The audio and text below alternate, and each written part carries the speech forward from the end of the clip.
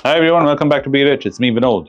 As I was saying in our group in the morning when I wished you guys, put out a concept over there, which is something which I want to talk about today. Then I want to take a little bit further into the dive of what's happening in the US and where it's poised and to show you where the uncertainty is. And finally, I'll get into some news about Tata and Sons and touch upon HDFC. Right. So the market did open today and it opened well.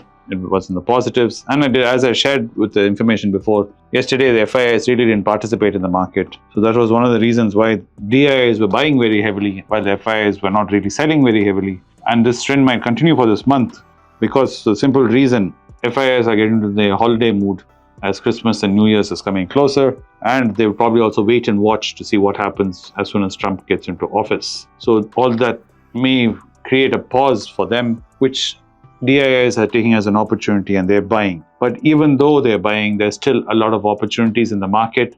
And I strongly recommend that you keep looking at these opportunities. And as I shared in the group, like today I was looking at ITC and NATCO and Tata Motors, everything, whatever we've been talking about for some time, are all still at considerably reasonable ranges. So keep that in mind, right? And as far as the US is considered, I would like to talk about the S&P 500. Right, the PE of S&P 500, like how we say the Indian Nifty is very expensive, Indian markets are expensive. Even the American market has been going on a runaway since the beginning of the year. And right now the PE ratio of the S&P 500 is at 30, while the 15-year average is supposed to be around 22. So it shows you even in the US, markets are at all-time highs in just terms of price to earnings if you're looking at especially the S&P 500, which is their like Nifty 50 for them. So the question is, what will trigger either the change in the PE either to come down, because it has to come down to the median, right? Because then 22 cannot be the median, because then the market swings both ways. That's how you get an average. So what can create this to the PE ratio is the price to earnings. So two ways that ratio can come down. One, the earnings can go up, then the PE comes down, or the price itself of all the shares come down while the earnings remains around the same.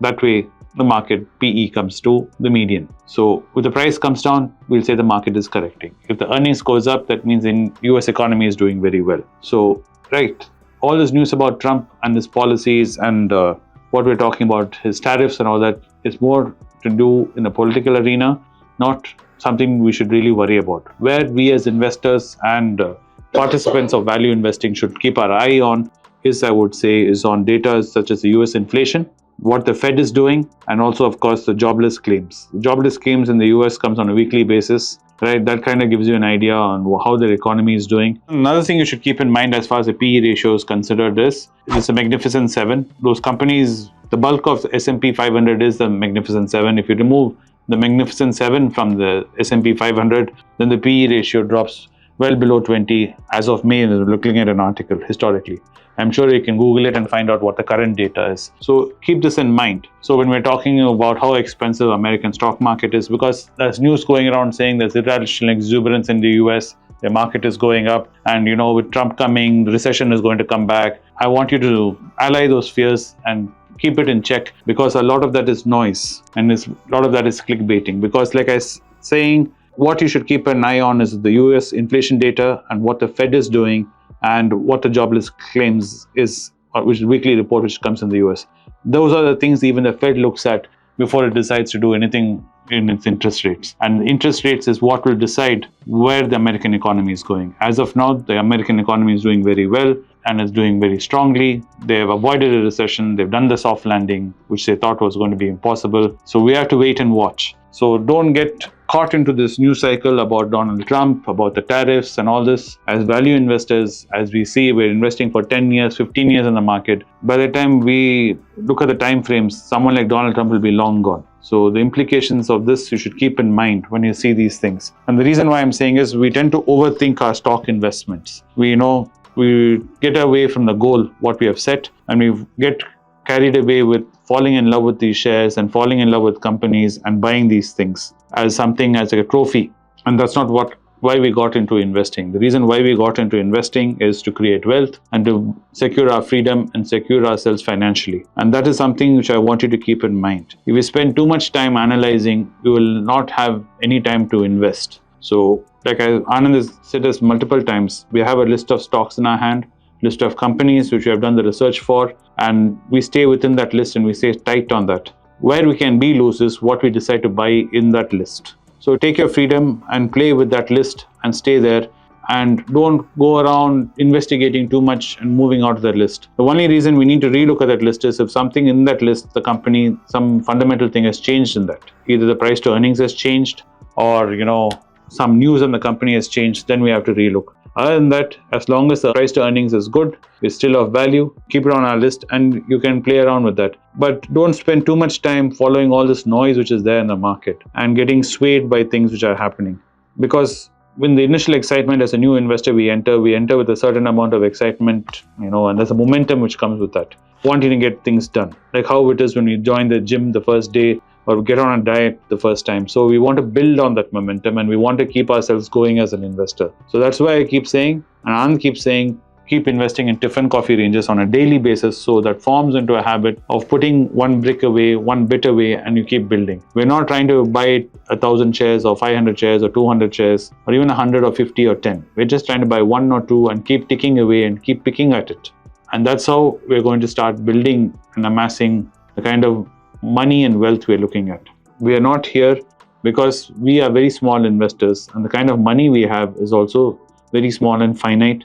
And we're not Warren Buffett's. Though we look at Warren Buffett stories, we look at Charlie Munger stories as inspiration, but we cannot definitely emulate them. The only way we can do is build our own small fortune. And that's the way to do it is to stay focused and to keep reminding ourselves why we started this journey. It is not to fall in love with a certain stock. And the reason why I'm saying that is because most of the questions all the time is about, sir, what about this? Or what about that? What about this, Vinod? Or what about that?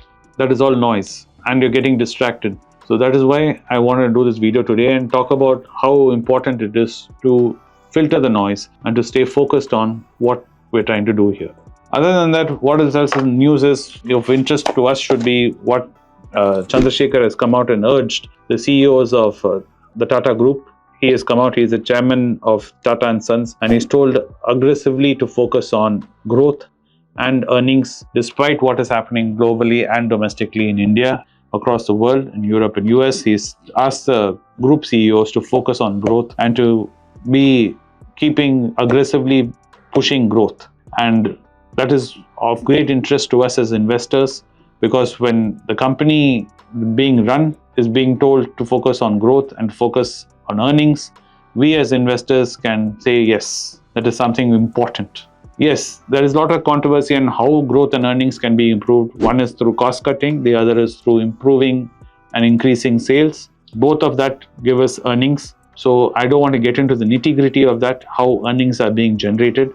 But as an investor, having the leadership say we have to focus on growth the next few years, and no matter what domestic turbulence there is, international turbulence there is, we should focus on growth is a great way to look at it. So Tata Group as a company, all the baskets of Tata, wherever you see value is also where I'm also looking at. For example, Tata Motors is of value right now, while something like Trent is not of value. Trent is a great company. Titan is a great company, all right. But where the market is priced at right now, we cannot even think of touching it. While something like a Tata Motors is at our reach. So this is what I want you to keep in mind.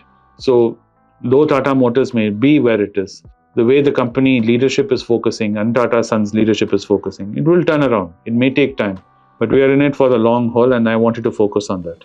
The other thing to keep in mind is news like what I read about HDFC Bank, saying that HDFC Bank is going to have a quick turnaround. And the reason why it's going to be turning around is its dependency on loans to raise funds to do business has come down. And inclusion of the MSCI index being in that is going to give the stock a boost. All that kind of news is noise. If you are interested in banking sector and you're interested in banks, there are a lot of fabulous banks, like IndusInd Bank, which is priced at a very fabulous point if you're looking at a big bank. If you're looking at small banks, our IDFC, our Karnataka banks, our South Indian banks are there. So don't get swayed by this kind of news you read in the Mint or read anywhere else saying HDFC is going to go through a turnaround. HDFC right now is expensive compared to these other banks. Unless I see HDFC having some kind of a major shift, I'm not going to play in HDFC saying next 5 years, 10 years HDFC, because the price of HDFC is not something I'm looking at. if I'm looking at financial banks, these are the banks I would look at. So anyway, I hope this kind of gave you a broad sight into what we should be doing as we're running closer to the end of the year. I know in the news cycles there's not going to be anything fancy, nothing flashy happening as we come closer and closer to the end of the year till the beginning of next year. So these are the times when you have to do the grunt work. Like I said in the previous video, stay focused, keep investing in small chips here and there, try and cut down your expenses, especially during the holiday season. Don't get carried away and keep that money aside and be ready to invest when opportunities come. And like Anand said in a previous video, if you do have excess cash, which you're not going to be investing this month, do look at gold as an option to keep your mind busy and your investments going, right?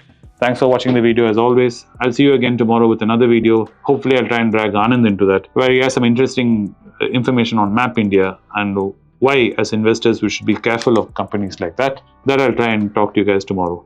Thanks for watching the video as always. I'll see you again soon. Thank you. Hey guys, that my uncles Vinod Srinivasan, Anand Srinivasan and I have rolled out our Substack, which is basically a blog/newsletter where we're going to post our original research onto it, and we've analyzed macroeconomic trends. And a lot of you know my uncle Anand Srinivasan and I regularly write for The Hindu, and these articles are also going to be made available for you in the Substack. The link is moatinvesting.substack.com. You'll find it in the description and in the video right now. We hope you go check it out. We've put a lot of time and effort into it. And please give us comments and feedback on what you read. Thank you.